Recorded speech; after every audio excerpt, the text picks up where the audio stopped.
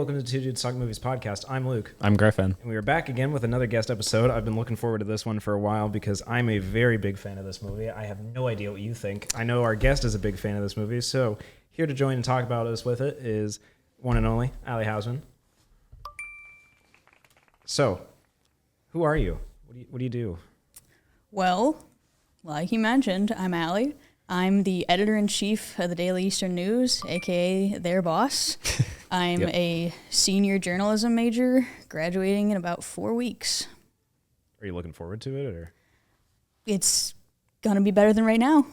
I have about 4 essays to get done by Friday. Nah, you got it. You got time for the podcast. Surely you got it.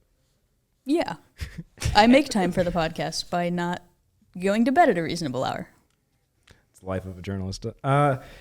Movie we're here to talk about is Bullet Train. Kind of taking a departure from how guest episodes normally go, where the guest chooses it. This came up in a conversation at one point. It's been like probably a year ago or so, where I was just like, hey, I really like Bullet Train. And Alli was like, oh my God, I really like Bullet Train. And I was like, you should come on Two Dudes. And she was like, when? And I was like, couldn't tell you. So we finally found time. So here we are to talk about it. Yes. The film stars Brad Pitt as our main character, Ladybug. Bad Bunny as Wolf, Joey King as Prince. There's a lot of people. Zazie Beetz as the Hornet, Michael Shannon as White Death, Brian Tyree Henry as Lemon, Aaron Taylor Johnson as Tangerine, Logan Lerman as the Sun, Hiroki Sanada as the Elder, and Andrew Koji as Kimura, among others. Those are kind of your main casts that this revolves around. And the story is an action comedy following Ladybug, who is an assassin, but he doesn't... I don't know. They say that he's an assassin, but he's more of a hired contract than anything. Yes. Yeah. Actually, he only does grab-and-go jobs. Exactly. So he's not really an assassin, but And he's a substitute, too. He wasn't even supposed to have that job.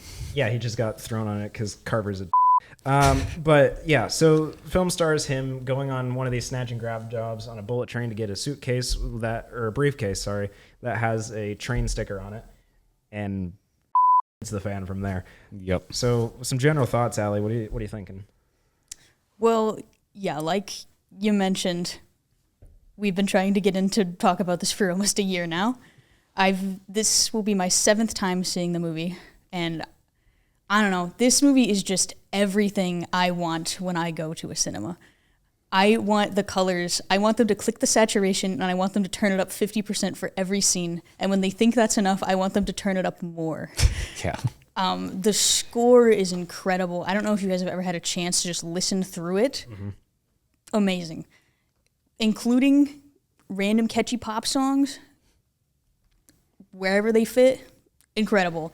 The fight scenes in this movie are so well choreographed. Is it realistic? No. And I don't want them to be. I'm not going to a movie to see a realistic fight scene. I want them to be able to have a break because there's a kind lady with a shopping cart coming through the middle. Yeah. And then having no money left over. So you make the other dude that you are currently eating the hell out of pay for it. It's common courtesy. Kind of going into general thoughts. I really loved how it all took place on like just a train going through Tokyo and just Japan in general. I know it was a few different stops. But yeah, as you said, like the colors, absolutely gorgeous. It was just like, it's very like neon because that's kind of what Tokyo takes after at night. And yeah, just like the action scenes kind of reminded me of Kill Bill a little bit. Yeah, in a way. Yeah, it's just like you kind of got like that over-exaggerated kind of actiony fight, and I mean during Volume 1 at least, not Volume 2. But we don't talk about Volume 2. He has thoughts about Kill Bill Volume 2, but it was fine. But yeah, no, fight scenes were really good, and yeah. Yeah, I think for general thoughts here too, this is just a movie that I really wish I would have been able to see in theaters. I never got around to it, but watching it later on. What year did it come out? 2022, I believe. 22. Okay. Yeah. So I didn't catch it in theaters, unfortunately, but it's up there for one of my favorite movies of all time, and you will be very relieved that there are no cons from me this episode. Finally, this never happens. Wow. Yeah, this never happens. Wait, you're allowed to like movies? Can you believe it? Holy. I've never seen this. I've been editing your work for like 2 years now. Because she edits the reviews on the column too, so she knows I've never liked a movie. You liked Sinners. I edited that one. Yeah, shout out Sinners. But yeah, I think the acting is really what sells it because they're able to take the comedy and deliver on it so well. Yeah. Especially in like little things that just recur later on. There's one where Lemon steps off the train and there's this old lady that's like, "Excuse me," and he goes, "You are excused." And then she shows up later in the quiet car later on in the movie. So it's like those little attention to detail things. Yeah. The recurring bits are the best part of this movie, and I think they do it so well by taking the names of the characters away. They're almost one-dimensional characters intentionally because they're this title and they're this one gimmick. Mm-hmm. So you have your ladybug who is unlucky and is going to his mediocre therapist, and it comes up in every scene. You have the best bit in the entire movie, Thomas the Tank Engine. Yes. Yeah. Like, it's so good, man. I know the bits were... I've read a lot of reviews about this movie because people have very mixed opinions on this film. And the water bottle coming up every other scene is the right choice. Mm-hmm. It's the best choice they could have made. Yeah, I think part of that also is the way that just the narrative structure of it is that everything's confined to a space, and it's very hard to make just a one flat space of a set work.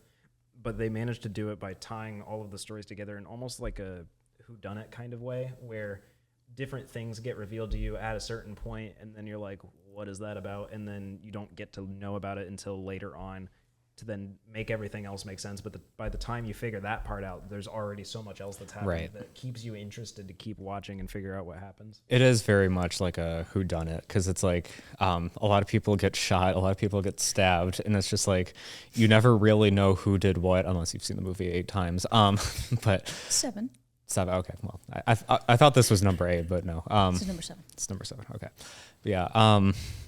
But then the film does keep you like entertained with like new stuff going on and like bringing back old bits at the same time. And it's just like, it's so well crafted in there. It's just like, it's really fun just following it all. Yeah. And another part that helps with that too is the way that the cinematography is done, where it is limited to that space, but having things framed, composed, and lit a certain way in each scene helps things feel distinct. I know as the time of day outside passes, the lighting outside of the train changes, but that doesn't happen until later on. And those in-between bits where it's still nighttime, each of the cars has a different type of light for the most part.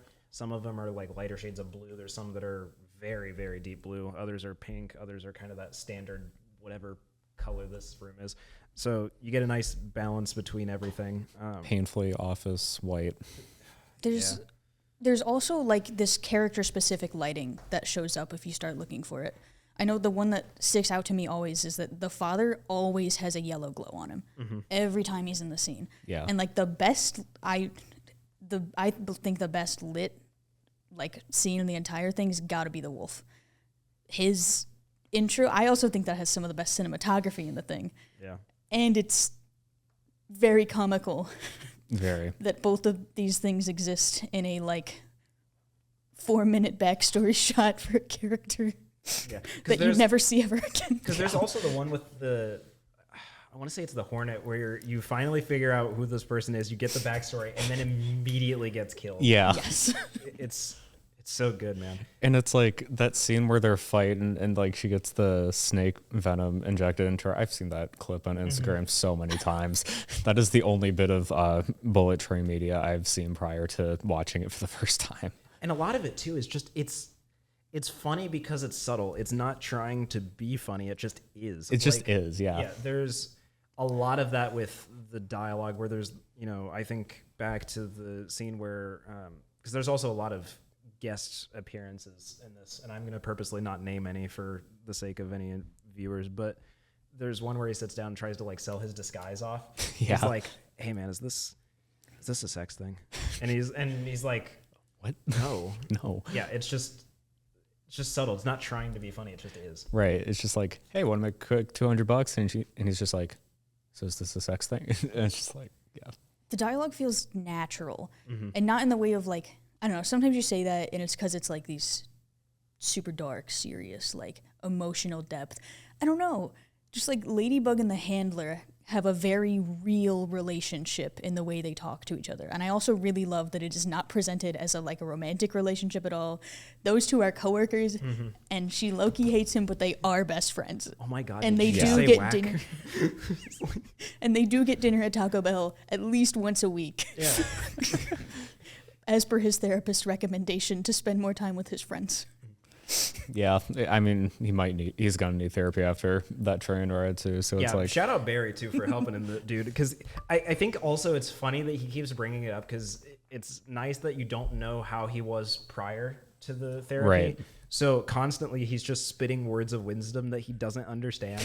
Where there's the one recurring joke of he's like, between us there exists a wall, and within that wall is a window. A window of wait, is it? It's a door. It's a door. Yeah. It's just the door so of good. opportunity. Yeah, it's so good, man. And I think that gets tied together too with the way the soundtrack is. Even just ignoring how it helps complement the humor, it's got this nice mix of traditional Japanese elements in it, Yeah. mixed with the more K-pop kind of vibes that are there, right? J-pop. I know it J-pop. Yep. Yeah. So it's got the upbeat, but then also the traditional. So whenever the elder shows up, right, it's very heavy on the traditional elements. Right. But whenever you get that title card at the start, it's just it's a cover of Staying Alive, and it's so good. I've been told that the kanji for Bullet Train is incorrect. Wait, really? I have not fact checked this, but shout out Connor Malott, who was just in Japan. Connor Malott, I believe, said it means train bullet gun or something. I mean, is that really it far kind off, of though? Yeah, but it's not right. In a way, it fits because it's Ladybug doesn't believe in using guns, even though the movie would have been a lot simpler had he used a gun. But I mean, But simple isn't fun now, exactly. is it? It's just then you wouldn't have Bullet Train as a movie. You just have Train. Exactly. Yeah. I think the serious notes of this movie are also underratedly done well. Yeah. Specifically, the White Death has this motif that keeps coming up, his whistle motif, and it really it's the latter half of the movie where yes, we're having fun. I'm laughing at these characters doing a kickflip with a metal tray, but there are stakes here. Yes, all these funny things are happening, but then you start getting to the end and there's these really genuinely emotional moments and these dark story beats echoed in the soundtrack. And I don't know, it's trying to do so much, and I really think it lands. Yeah. Yeah, especially near the end too, when the White Death is just fighting them all. It's just yeah, no, you're laughing at all the comedic bits, but at the same time too, it's just him and the Elder have just these years and years of backstory, and it's just the White Death's insanity, but at the same time too, you're also laughing along with what Ladybug might be doing, trying to stop the train and whatnot. It's just they flow together so well. Yeah, there's times too where the seriousness and the comedy get blended into the same scene, and I feel for a majority of viewers, it wouldn't work. There's one where White Death has Ladybug out on the train station in Kyoto, and he's monologuing, and then Ladybug's like, hey man, I don't know about all that. I've got a really good therapist. Yeah. Most people would probably be like, dude, shut up. You're being about to get killed, right? But that kind of humor is just so baked into who Ladybug's character is that I can't imagine it being I can't imagine it not being there. Right, and it works so well for what the movie is too, because it's just it knows what kind of characters it has. It knows what, who Ladybug is, and it just works for the movie too. It's also so just baked into humanity. So many people cope with everything with humor. Yeah. Why is it bad when movie does it? Right. I don't know. If I'm in that situation, I'm not trying to aura farm. I'm probably cracking some jokes too. I think the best part is that they're cracking the jokes, but the aura farming comes from said joke cracking. Exactly. Yeah, it's not meant to be filled with all the aura that it has. It is. Hey man, I got a great therapist, gains 1,000 aura. Yeah. But like I said, I don't have any cons for this movie. That's just kind of I don't want to dwell on any one thing for too long for me personally, because it does so much so well. So I feel there's a lot to cover. But is there anything that you guys also saw that you want to talk about? I actually this is my favorite movie of all time at the moment. Project Hail Mary's getting up there. I think it's number 2 at the moment, but Okay, I need to watch that another 4 times and then we'll see. But I think the intro could have been either sped up a bit or done some more, I don't know. The intro lags a bit in this movie. When everything starts coming together, I think it is one of the best movies of its kind ever made. But I don't know, there's some bits at the intro where we could get rolling a little more because we end up in backstory hell. And I like the backstories individually, I really do. But there's a couple moments where it's like, maybe we could trim a minute here. Okay, this is a question for me, though. Well, did you have some? I feel like I cut you off. Did you have anything? I was going to say something briefly. Yeah, I kind of will agree. Like the first 20, 30 minutes are just kind of like 30's pushing it. 30. Yeah. It could have been like, done a little, not done differently, but just like sped through, I guess. I think it's also me looking for something that I'm like, if I'm doing this again, this is what I would try to improve. Okay, I was going to ask, because what are we, well, I guess not we, but what are you guys referencing as the intro? Like the first 20 minutes of the movie. Just like up until... we're getting on the train. We're meeting all the characters in tandem. Nothing's really started to happen yet. I don't know. The suspense like starts building a little bit, but not quite. And the jokes are hitting, but like it could be hitting a little bit harder. I don't know. There's a little bit of flair. The beginning has personality and it has flair. But I think there's a little bit more flair, and it would probably be a perfect movie for me. Yeah, because to me, even though the intro is meant to be baked into this, I feel like this movie clearly separates them because of the title card. Mm-hmm. For me, I feel like the intro is right until you get that title card, and then everything after that is first act until you get to like the stations, and the stations kind of help split up when you start and end certain acts. Granted, that doesn't really make a lot of sense because they stop more than 2 times, but it's like maybe 2 stops an act or something like that. Yeah. And then the final act has that stretch there. But I'm okay with the start being slow, I think, because one, you needed time to not feel whacked or rushed or anything like that, right? Where you need to know who the characters are before you get to it. There's those humor bits to keep you entertained as you go through it. And then it slowly builds up from there because you still get those moments of suspense, not over the top. Like whenever Ladybug and Kimura, who's Koji's character, run into each other and you see the Ladybug left his ticket on the floor. Narratively, that didn't need to happen, but structurally and narratively, it's probably better that it did because it helps set up those future instances of like or similar instances of suspense for whenever you get really into the nitty gritty of characters interacting with each other. Yeah. You're right. I agree with you. Okay. My only other comment is, to quote a band that I really like, you can have more than 3 acts and things. That is true. Like how the Deer Hunter has 5 albums called The Acts so far.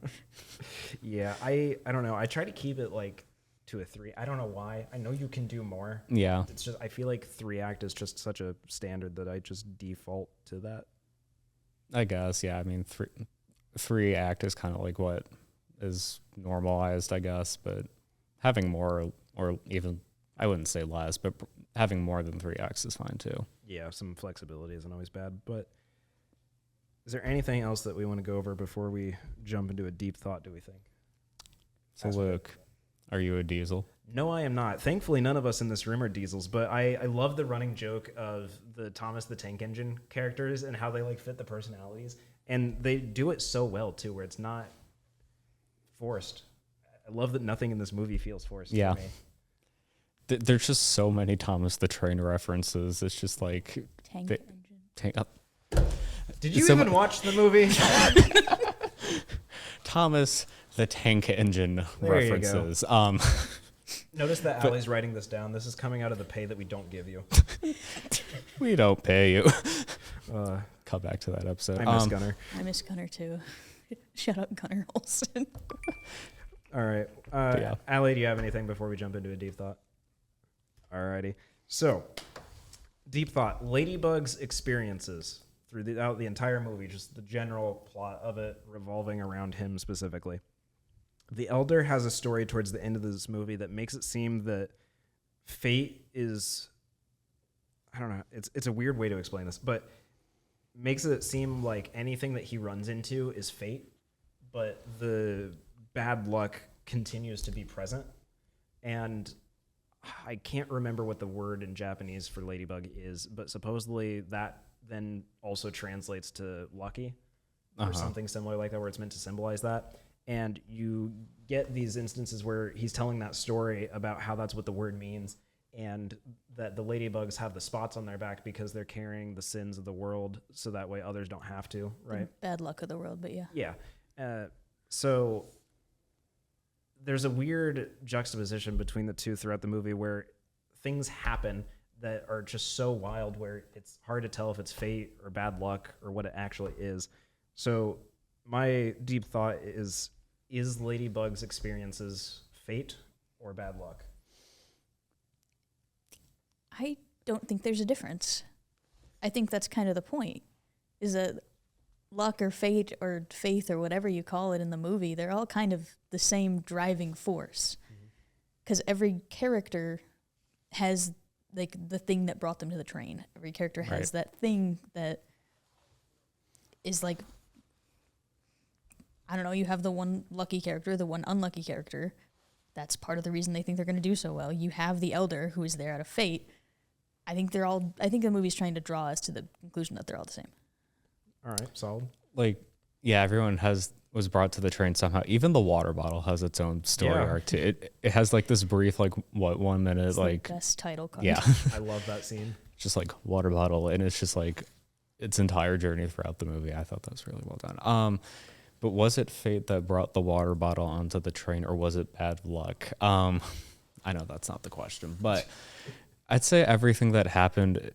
I mean, it was just kind of affected by just like past choices. I wouldn't say it's like fate necessarily, but it's just like a sequence of choices that everyone just made, and that's just kind of the consequences of their actions, kind of a thing. Yeah, but Ladybug's there because some other dude got a stomach ache. Carver. Yeah, I think for me, both exist at the same time but are different. So fate is the end goal, right? So for Ladybug's scenario, him confronting White Death at the end of the movie is like his fate. Like he's meant to end up there where he needs to. Think of it as almost like from a writing standpoint, when you're writing the script, like you come up with the characters, you know what a general sense of the plot is. That's your fate, right? Like this character has to go here because whatever. The reason or how they get there is where the luck comes into it, where that bad luck gets you to where your fate needs to be. Almost kind of, it's almost like it's playing off the phrase of like, it's not the journey, it's the destination. Or no, other way around. Sorry. It's not the destination, it's the journey, where no one really cares about what each character's fate is. It's more how they get there. And the film spends more time on how they get there, not they got there. So I think fate is the end point for each character's arc. And then anything that happens to get them there is luck. Yeah, because the movie is more focused on what shenanigans they get up to than really what their end goal is, which is ultimately to take down the White Death. And it's just like, yeah, eventually they do get there, but it's like, that's not really like, I wouldn't say like the final confrontation with the White Death is really like the highlight of the movie. I'd say it's more like the journey along, like, and just like the little moments that kind of built up to it is more what it's all about. Yeah, I will agree with that. Well, that's the deep thought. Do we have anything else before we move on to some ratings? I got nothing. Alrighty then. Well, Alli, since you're the guest, we're gonna have you say it first. What are you rating this movie out of 5? Giving it a 5. Solid. Griffin, what may you rate this movie? I may rate this movie half a star out of... No, I'm kidding. I'm going to rate this movie... It's going to hurt you if you rated it. Yeah, I got 2 people ready to jump me right here. I'm going to give this movie 5 out of 5. There we go. That's it. That's what we love to hear. What can I say, man? I just loved it. I just like... All the humor was just basically perfect. Just in the action scenes and just like the whole journey throughout the bullet train. I'd say just the tiniest nitpick I have is like when like the train goes off the tracks and like he's flying through you can tell it's CGI like very clearly. It just didn't look great, but like at the same time too, it's not going to take away from the quality of the movie either. It's still 5 out of 5. Griffin, would you have liked it to be practical? Christopher Nolan would have done Yeah, it. he would have done Would it. you have liked to destroy a small German village? Yes. German? Nope. Nope. Sorry. Wrong area. That was from class earlier today. Japan. We were Christ. talking about some interesting things in English class. Of course.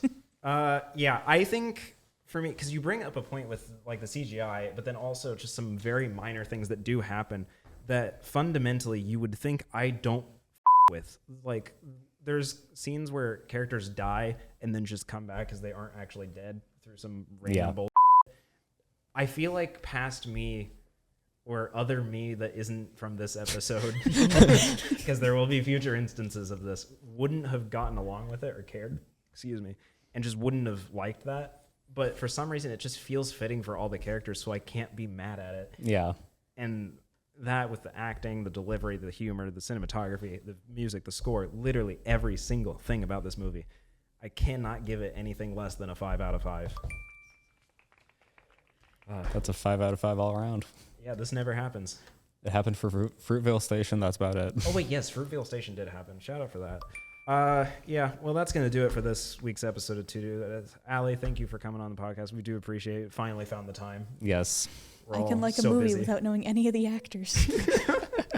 Surely no Brad Pitt. I do now. Okay, cool. Good enough. The first time they asked me if I remembered the main actor, I did not. At least That's you great. found out. Well, that's going to do it for the episode then. We will see you next week with another episode. Till then, I'm Luke. I'm Griffin. Who are you? I'm Allie. Griffin and I will see you. Alli will not unless you stop in the newsroom because we live and breathe that building. See ya. Bye.